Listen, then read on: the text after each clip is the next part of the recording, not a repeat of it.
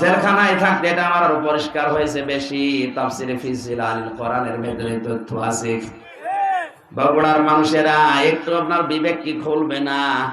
নবীর স্ত্রী সাধারণ মানুষের না, তার নিজের চরিত্র ভালো, সে চরিত্রহীনা না।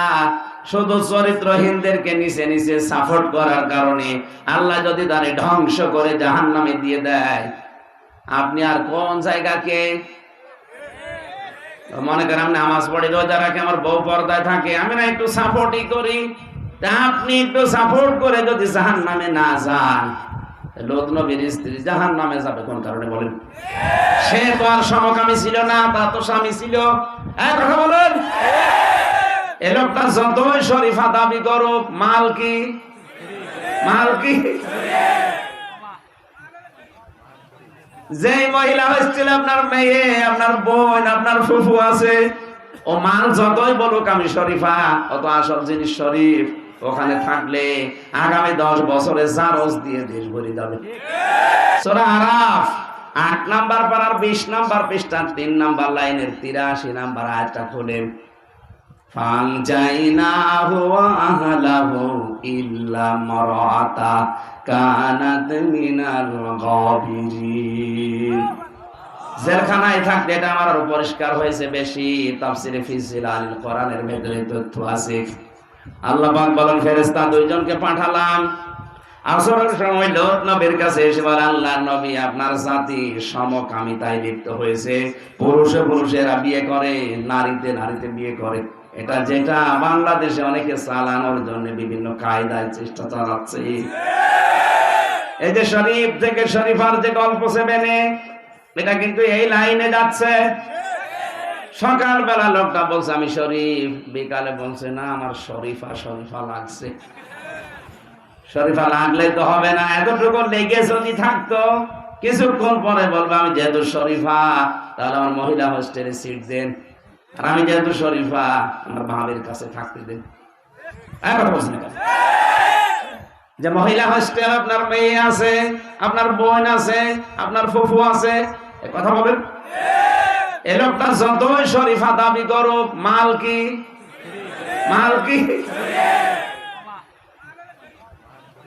যে মহিলা হোস্টেলে আপনার মেয়ে, আপনার বোন, আপনার ফুফু আছে, ও মাল যতই বলুক আমি শরীফা, অত আসল জিনিস শরীফ। ওখানে থাকলে আগামী 10 বছরে জারজ দিয়ে দেশ ভরে যাবে। আর এটা যদি একবার হাইকোর্টে কায়েম করে ফেলতে পারে, আপনি তখন কিছু বলতেও পারবেন না, বললে আপনার বিরুদ্ধে মামলা হবে। কোন দিকে যাচ্ছে এই কথাগুলো তুলে ধরলে তখন বাতিল। আর রাম আর বামরা বলে এ বুঝে ফেলিস, এরা আগে আটকা। এই কারণেই তো 3 বছর আপনি আটকিয়ে রাখলেন। তাছাড়া আমি আপনার মেয়ের দিকে তাকিয়েছি, আমার জীবনে চুরির অপরাধ আছে, ডাকাতি আছে, টাকা পাচার করা আছে। আপনি নিজের বিবেক থেকে বলেন আপনি কোন অপরাধে আমাদের রাখলেন 3 বছর? বলতে গেলে জানে যে বুঝে ফেলেছে, জাতিকে জানিয়ে ফেলবে, আগে এটা ধরে রাখে। জাতি সতর্ক হও, লূত নবীর জামানায় কিন্তু এই গুনার কারণে ধ্বংস হয়েছে তারা। ফেরেশতা 2 জন এসে বলে, আল্লাহর নবী মাগরিবের আগে এখান থেকে চলে যান, গজব নাযিল হবে মাগরিবের সময়, কিন্তু সাবধান আপনার স্ত্রীকে সাথে নেবেন না। প্রশ্ন আসতে পারে, লূত নবীর স্ত্রীর চরিত্র খারাপ ছিল না? পৃথিবীর কোন নবীর স্ত্রীদের চরিত্র খারাপ না। কোন হারাম রক্তের ভেতরে আল্লাহ নবীদের রক্ত প্রবেশ করার নাই। তাদের চরিত্র ভালো ছিল, তারা চরিত্রহীনা ছিল না। কিন্তু লূত নবীর স্ত্রী তলে তলে এই সমকামী যারা, এই প্রকাশ্য পাপে যারা লিপ্ত, তাদেরকে নিচে নিচে সাহায্য করত, সাপোর্ট করত। বগুড়ার মানুষেরা একটু আপনার বিবেক কি খুলবে না? নবীর স্ত্রী সাধারণ মানুষের না, তার নিজের চরিত্র ভালো, সে চরিত্রহীনা না। শুধু চরিত্রহীনদেরকে নিচে নিচে সাপোর্ট করার কারণে আল্লাহ যদি তারে ধ্বংস করে জাহান্নামে দিয়ে দেয়, আপনি আর কোন জায়গাকে? মনে করেন আমি নামাজ পড়ি, রোজা রাখি, আমার বউ পর্দায় থাকে, আমি না একটু সাপোর্টই করি। আপনি একটু সাপোর্ট করে যদি জাহান্নামে না যান, লূত নবীর স্ত্রী জাহান্নামে যাবে কোন কারণে বলেন? সে তো আর সমকামী ছিল না, তার তো স্বামী ছিল। কথা বলেন। আমি আশা করি আপনি কথা বুঝেছেন। এরপরেও যদি না বোঝার ভান করে থাকেন, আগে দিকে আসেন, আসেন। কিয়ামতের সবচাইতে বড় জিনিস যেটা আল্লাহর মাগফিরাত, আল্লাহর ক্ষমা। এজন্য সব সময় মানুষের আমল হওয়া দরকার ইস্তেগফার আর ক্ষমা চাওয়া, আল্লাহর কাছে তওবা করা। এখানে একটা পয়েন্ট বলছি, অনেকে জানেন কি জানেন না জানি না, ইস্তেগফার আর তাওবা এটা কিন্তু এক জিনিস না। এর দুইটা শব্দের মাদ্দাও এক না।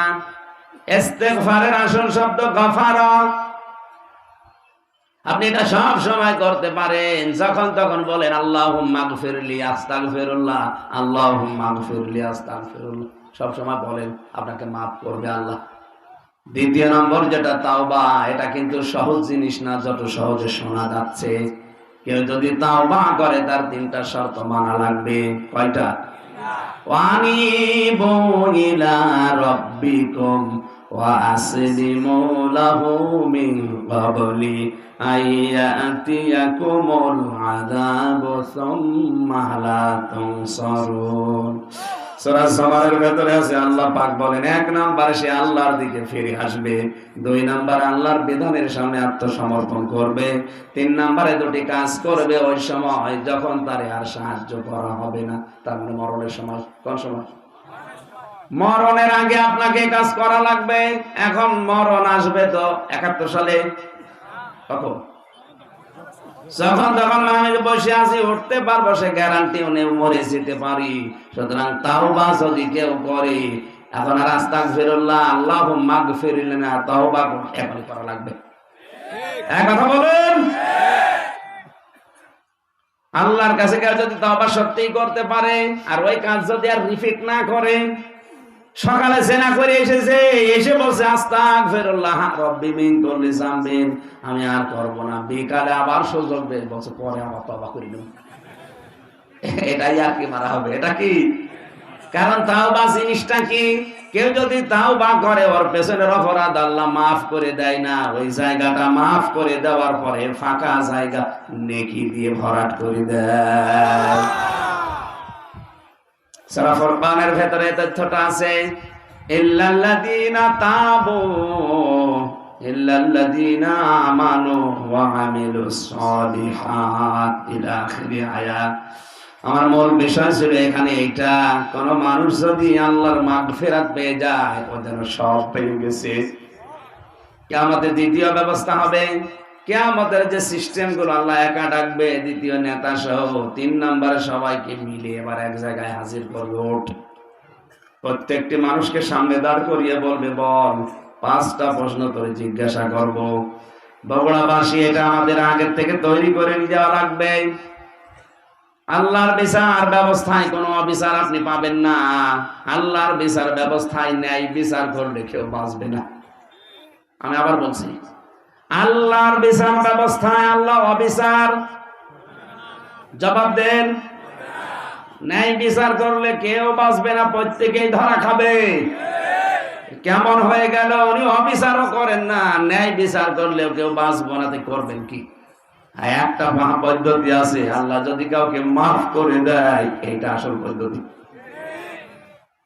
এখানে কাবা শরীফ যারা তাওয়াফ করে, ষষ্ঠ জপ করে আল্লাহকে বলা লাগে, আল্লাহুম্মা ইন্না আলাইয়া হুকুকান ফীমা বাইনি ওয়া বাইনিকা। হে আল্লাহ, তোমার ঘর কাবায় এসেছি, তুমি আমাকে বান্দা হিসাবে অনেক কিছু দিয়েছো, তুমি যে আমার রব এই হিসাবে আমি কিছু দিতে পারিনি। একটাই আমার পুঁজি আছে, তুমি আমারে মাফ করে দাও। যেন আল্লাহর মাগফিরাত এটা বড় জিনিস। কেউ যদি মাগফিরাত পেয়ে যায়, আল্লাহ বলেছেন আজরান আযীমা, তার জন্য আমি আল্লাহ মহান পুরস্কার, তার মানে জান্নাত যে বাগান, এটা তার জন্য রেখে দিয়েছি।